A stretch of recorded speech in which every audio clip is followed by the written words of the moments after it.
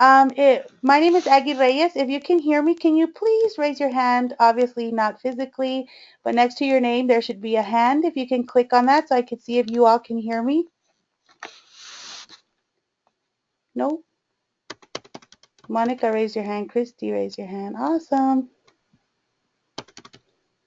Thanks, guys. All right, I'm going to take your hands off, okay? Okay, so my name is Aggie Reyes. I am the product sales manager for the council. Um, Hold on, let me go back. So today's OWL is cookie booth etiquette. Some of you have done cookies before, some of you are new. So if you all have questions or want to add information to the slides that I'm giving, please feel free to write it in the questions box and then I can read them, or I can even unmute you and then you can I'll unmute you and then you can ask your question or give your information. So if you have heard some of this before, I do apologize, but I did try to give you all some tips as well. So we're going to go ahead and start. Okay, so what we're going to review today are our booth sales overview, tips for a successful cookie booth tools, cookie booth pledge, money smarts, and cookie booth safety. All right, so the first one we're going to go over is the cookie booth overview. First, I want not only as leaders, but girls should know as well as your leaders, your parents should know that booth sales give the girls the opportunity to learn new skills, to promote Girl Scouting, live the Girl Scout promise and law, and to sell more cookies. With this opportunity comes a responsibility to follow safety, public relations, and business guidelines. Please keep in mind that selling Girl Scout cookies at a booth sales is a privilege and is granted to us by local businesses. This privilege, if abused even unintentionally, could cause all Girl Scouts to lose the opportunity for additional sales at these places of business. Please be considerate of the businesses, customers, and property. If complaints arise, you may be asked to leave. And I hate that I have to read this and remind everybody, but unfortunately, it's the truth. If some of you are in El Paso, you all, actually, no, I sent an email that a lot of Walgreens are not letting us do booths anymore. We don't know, they keep telling us that it's a corporate rule now, but why it is, we have no clue. I mean, we think that maybe if it was because they still allow only Salvation Army, where we don't know really, was it Girl Scouts? Because some Walgreens managers have told us, and even mid-season canceled our booths because girls were not behaving. So this is what I really, really want you all and your parents and of course your girls to keep in mind, is that when a customer comes to your cookie booth, your girls and yourselves are representing all Girl Scouts, okay? Not just your troop, you are representing all Girl Scouts. And let them, please, please remember that and keep that in mind.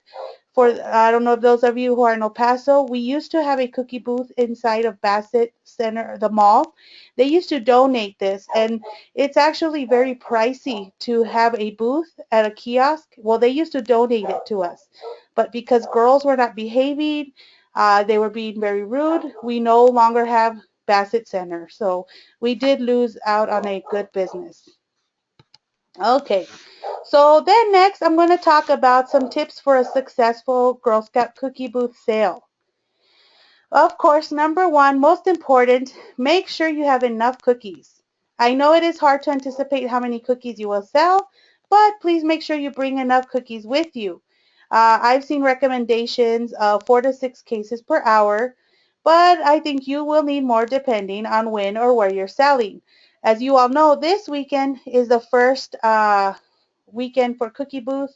So the media has hit the circuits hard, and they're letting them know that cookies are on their way and to look at their local businesses for cookies. And of course, as you all know, you can never have too many Thin Mints. Number two, gather your supplies. Make sure you have everything you need for your sale. If the selling location does not provide a table, and I'll be honest, most of them don't, but there are some that do, bring your own. If you want to decorate your table, do you have proper signage? Do you have plenty of cash on hand? Most of it should be small bills. Do you have a credit card reader? Do you take credit cards? Bring grocery sacks for your buyers to carry their purchase away. Many times, customers they don't have, carry their own bags with them. So if they're buying 6 boxes of cookies, make it easy for them because actually many times a customer will say, well, do you have a bag? And if you have bags, that will actually determine how many they buy because if you don't have bags, they're only going to walk away with 2 to 3 boxes of cookies. So make sure you have grocery sacks, okay? And of course, number 3, keep detailed records. Make sure that you know how many boxes you have with you at the beginning of the sale. Keep a tally sheet, and that way you know how many you sell. Assign jobs in shifts.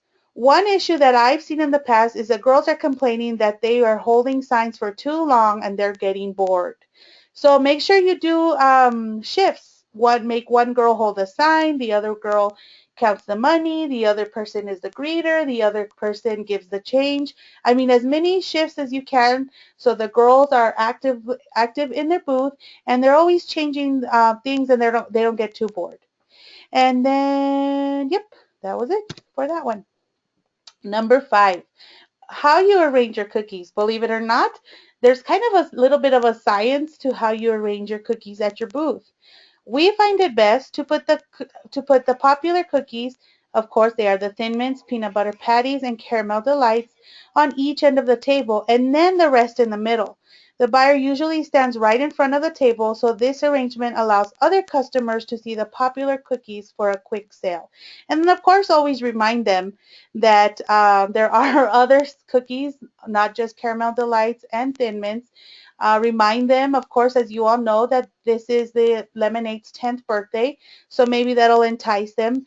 Another thing that I've said in trainings is if you go on, I believe, Pinterest, you can find recipes for all cookies.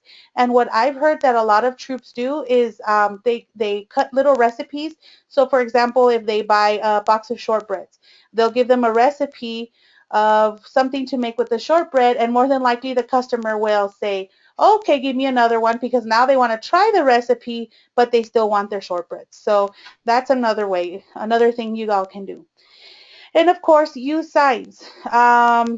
There's troops that have told us they tried a new strategy that worked brilliant last year. They made a sign that said 5 for 20. Of course, it's not a sale because they're $4 a box, but many people just grabbed 5 boxes and gave you $20. They thought they were getting a deal, but it's the same thing. If you take credit cards, have signs for that. People love to be able to pay with a card, but of course, that is a troop decision. Okay. If you participate in the gift of caring program, make sure that your customers know about it. Use a tip jar or be creative for donations for those cookies.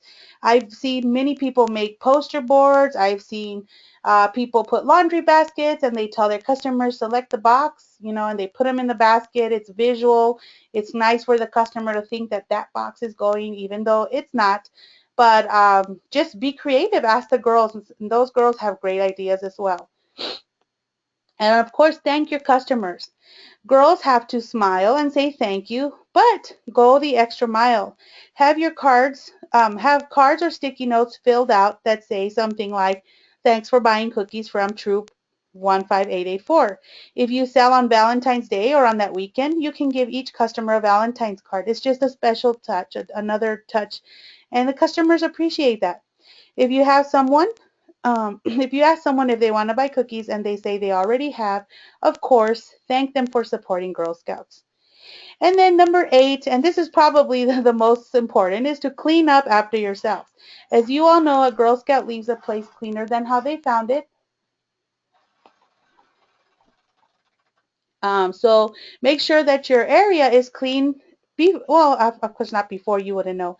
After you sell. So make sure you take your empty cases. I've heard people say that Walmarts will actually take your empty cases, but just make sure you don't just leave them in the trash cans. Make sure if they want your cardboard boxes, make sure you hand it to them.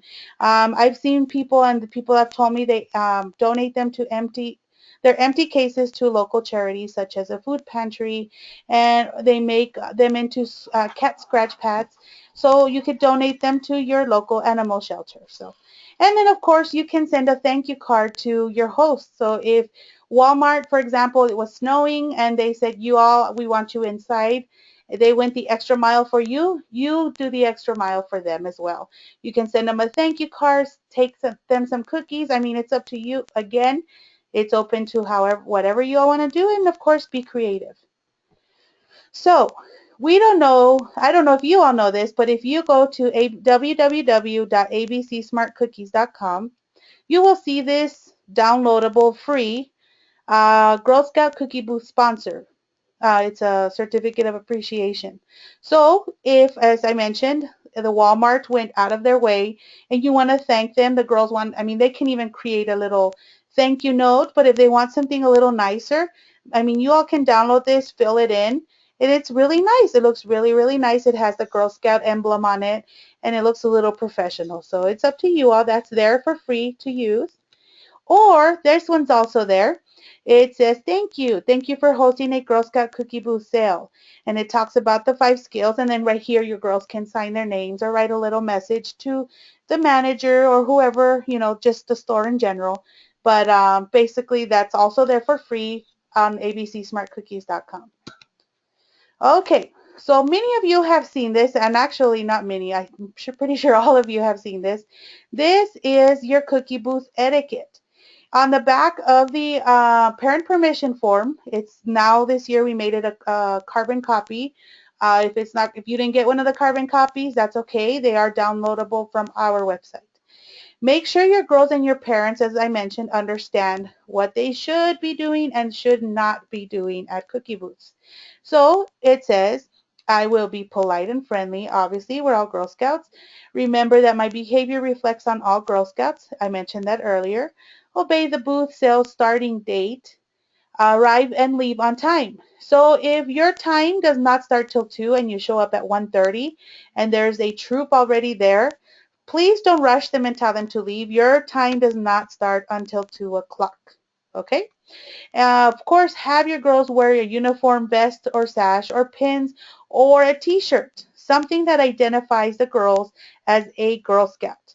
We will not block the entrances to stores. We will keep the table area neat. We will say thank you to all customers who are approached. I will remove empty boxes and recycle if possible. We talked about that earlier. I will know what my troop will do with the troop proceeds. This one is very important because I'm going to show you all right after the slide. If I haven't hit up your booth, maybe I will this year. Um, we have kind of like, you know, secret shoppers, and they will actually go to your booths and ask your girls questions. I mean, they're not going to be there like interrogating them, so don't worry about that. They're going to ask them stuff like, oh, you know, what's your name? What's your favorite cookie? How many boxes? What is your goal? How many do you want to sell? How many does your troop want to sell? Make sure your girls know the troop goal and what the girls are going to do with the troop money. That's very important. And believe it or not, many of our old-time customers that were Girl Scouts will ask the girls that. Where was I? Okay. Respect each retailer's policy regarding cookie booth procedures and bring your cookie booth confirmation. By that, what we mean is in SNAP, when you secure your cookie booth, you should get an email stating that you have a cookie booth on this day at this time at this location. So bring that with you in case, you know, there's booth conflicts. There's usually not. SNAP doesn't do that. What happens is that we remember the wrong day, so we think that somebody's not supposed to be there, but in actuality, you're not supposed to be there. So, of course, the girls are watching, as always. You know, we are adults, we are the girls' mentors, and they're looking up to us. So make sure that you keep cool and then just bring your confirmation, and then we'll know who really needs to be there. Okay, so as you see these pictures right here, these are troops, well, these are 3 troops that I saw last year. The first one on top was from El Paso. The one in the middle is actually from Odessa. And then that last one, where was I here? That was actually in Big Spring. So I do go out a lot. I don't just stay in El Paso, believe it or not. Last year I hit Hobbs, I hit Monaghan's, I hit Winkler, well, Kermit. I mean, I hit Pecos, Big Spring, Midland, Odessa, El Paso. So I am everywhere. Okay. So if I find your troop and your troop has been spotted, your troop will receive this really cute certificate that says, congratulations, your troop is being recognized for having a cookie booth that meets the GSDSW booth requirements for the, and of course I'll change this. This was last year's. It'll say 2016 cookie sale program. Keep up the great work. So make sure your girls are, following the cookie booth etiquette. And if they have, I will give them this little certificate for all their hard work. And here are our I will nots. I will not get in the way of the customers. I will not ask a customer twice to buy cookies. I will not go into the store while working at a cookie booth. I will not talk loudly, well, unless they need to go to the restroom, of course. I will not talk loudly, run around, or play while selling at a cookie booth. Believe it or not, we've had complaints at Walmarts. We've had girls doing cartwheels and flips, and that is a liability for Walmart. And sometimes Walmart will call me, the manager will say, we cannot have those girls doing that because they can get hurt. So make sure the girls are just at the booth or near the entrances, and then that's how they'll get their sales. I will not eat, drink, or chew gum while at the cookie booth. We understand that the girls are going to get tired. Of course, they're going to want to drink and then they're going to want to eat. All we ask is that when a customer approaches, the girls aren't chewing on their food. So what I would suggest, if they are at a Walmart, most Walmarts have like a little restaurant inside. Some have McDonald's, some have Subways. Just take the girls, take turns. Of course, make sure there's, still the adult girl ratio. If the girls are going to eat, make sure they go into that area to eat and then they could come back. And of course, drinks, we do want the girls to stay hydrated. But if you have, just make sure you're kind of hiding them so they don't, the booth doesn't look messy. Okay? As we mentioned, you will not leave trash behind. You will not conduct an illegal roadside booth or an illegal booth. An illegal booth, as we have mentioned before, is a booth that is not in SNAP. And of course, we will not bring tag-alongs. And a tag-along is somebody who is not a registered member. As we've mentioned, it could be a little brother, it could be, an older brother, someone who is not registered. And as we've talked, sometimes, yes, we do not have a babysitter. If you do decide to take your tag along to your booth, you would no longer be considered part of the adult girl ratio because now you're basically going to keep an eye on your tag along, and so you would need another registered member there. Any questions so far? No? If you all have a question, you can raise your hand as I mentioned, or just type in a question and then I will answer it. Excuse me. All right, no questions. All right, so here we are on some money smarts. Make sure you have plenty of change. I cannot tell you, um, I'm. It's even happened to myself when I'm at a cookie booth with my daughter. You think you have $40 in ones or in change with tens, fives, and ones is enough. Some it's usually not. So by the end of the day, we end up with pure 20s. So make sure you have plenty of change for your customers. And as you all know, all checks should have driver's license numbers and a phone number. That is the only way our CFO can go after them in case the check comes back as insufficient funds. And this one's very, very important. Make sure you mark all your bills. Last year we had fake $5 bills. So if you do not have one of those counterfeit pens, I strongly recommend that you could use troop funds and go to Walmart. Walmart has them. Office Depot has them. Any place that sells office supplies, one of those counterfeit bill pens, because that way you can mark every single one of your bills. And unfortunately, it happens every year we get those, and we don't want it to happen. So make sure you have your counterfeit pens. If you do have counterfeit money or insufficient funds in a check, make sure you complete your discrepancy report and turn it into me as soon as possible. Oh, what happened? Okay. And then the last tip, the last thing for our cookie booth is cookie booth safety. Of course, talk to the girls, as we mentioned, prepare them, prepare them, prepare them. Traffic awareness. The girls should not be running around. The girls should be at either behind the booth, the table, or with an adult near the entrances of the stores. Girls, unfortunately, sometimes, as we mentioned, they get bored, so they'll start running around. They shouldn't be doing that, and we need to be aware that there are cars there and cars are very, very dangerous. People awareness. What we mean by this, and we hope we don't have this year. Last year here in El Paso, we had a man who said he was with the council, and when I looked and searched, there was nobody by that description, but this gentleman went to at least 3 different cookie booths and was taking pictures of the girls. Okay. Then they called me immediately, and we did get their license plate because they did. The troop leader took a picture of the license plate, and we did make a police report. After that, that day, nothing else was reported on that gentleman.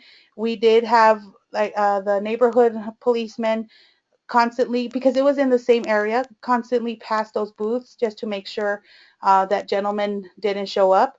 But as we mentioned, be vigilant. So if that does happen, it was so great that the troop leader kind of followed the man and took a picture of his license plate, because that's we were able to give that to the police and put it in the report.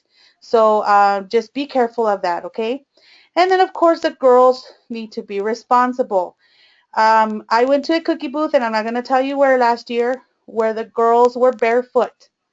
And that's not good. The customers don't want to see them barefoot. What worried me about this little girl is she was so happy. Actually, it was her. I found out it was her first time selling cookies.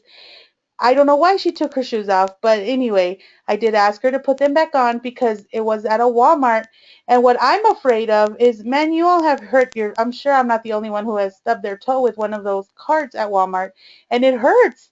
I was just hoping and praying that, nobody would, run her little toes over.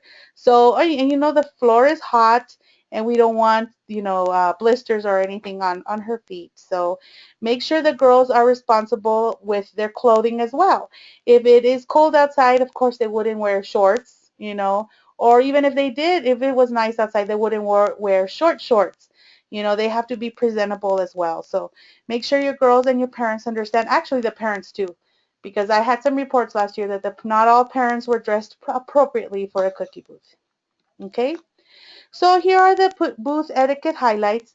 As we mentioned, please share with your girls the dates when they're doing the cookie booths and the times. Make sure everybody's there at the time and day they should be.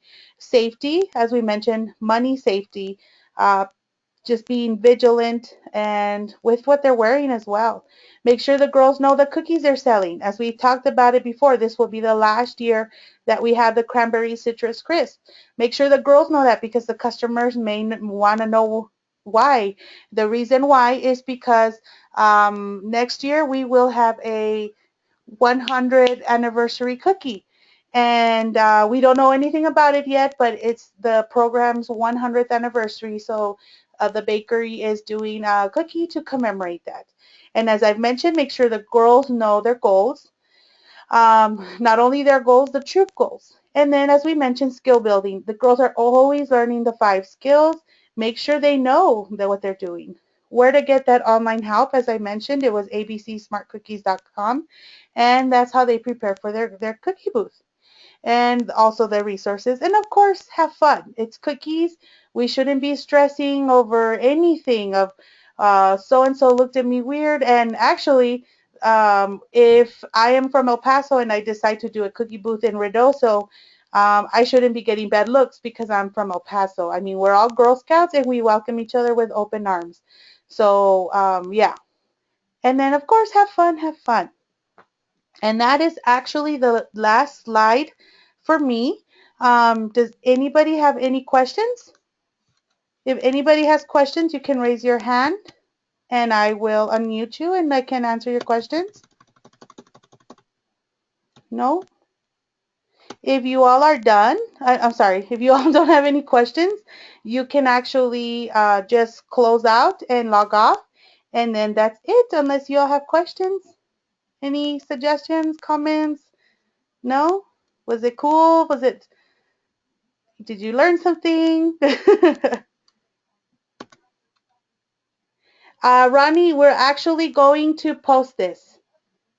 Oh, thank you, Christy. I'm glad you enjoyed it. We are actually recording it, so whatever we recorded, we're going to put on our website. So if you need to reference back, we will put it on our website. Oh, thank you, Lindsay. I'm glad you. Oh, you're welcome. All right.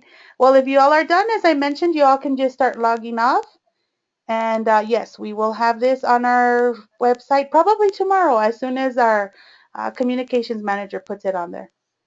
Ronnie, you want me to unmute you? Ronnie, can you hear me? Hello?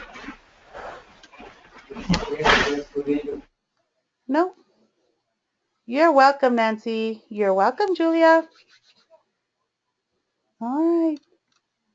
Okay, well, it looks like, oh, you do have a question? Hello? Can you hear me, Ronnie? Can you hear me, Aggie? Yes, I can hear you. Oh, no, I was just saying if we were going to have a copy of this slide, I typed my question in the box and you said that it was going to be posted on the site, so I said thank you. Oh, you're welcome. Yes, we should have it probably tomorrow. I am recording it, and as I mentioned, I will have our communications manager put it on there, and then you guys can go back and reference it when you're ready. Okay, thank you so much. You're welcome. Thank you. Have a good night. All right. Well, no, there's no other questions. I'm going to go ahead and end this OWL training session. I hope you all enjoyed it, and please have a good night. Thank you so much.